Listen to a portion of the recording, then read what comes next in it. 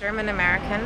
I'm also Jewish, and so I think that brings a particular history with it. And when you see tendencies that resemble historical patterns like that, I think it gets pretty frightening. And I've heard a lot of people say, our democratic systems are really strong.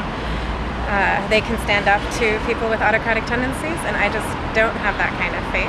He's mobilized people to just be very hate-filled, not just around Muslims or other things. Of course, women being very derogatory and belittling. I feel like Donald Trump is right on time with his candidacy.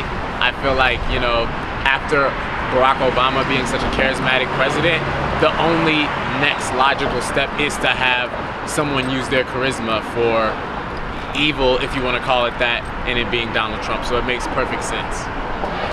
Have just felt really threatened by the types of things that he preaches and the types of things that his supporters believe in.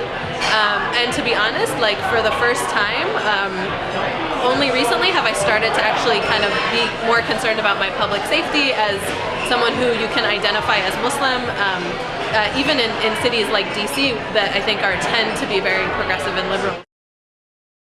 Stand up for anyone who's attacked, even if it isn't your own social group. So I feel a strong responsibility to stand up for Mexicans, to stand up for Muslims, even if that's not my own group of people necessarily, but that's what I've learned from my history. I think it's just the sentiment that he's kind of unleashed this dormant monster, for lack of analogy, and people are really adhering to that. And I think that's the part that's so sad, is you think that we have progressed as a country, and we have, but we clearly have so much more work to do.